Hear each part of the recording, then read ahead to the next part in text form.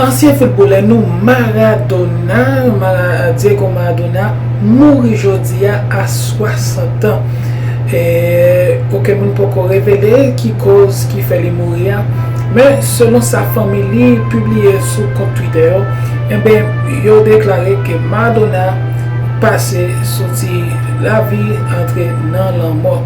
N'a dit toute famille, toute fanatique pour prendre force son gros monde qui perdit la vie aujourd'hui là. Et lui-même dit que avant il était mort, que l'espérait que un jour n'a shooté boule dans le ciel là. C'était nouvelle ça, flash ça que nous portons pour nous. J'espère que tu aimes la vidéo ça, like et puis abonne-nous. Merci, à la prochaine.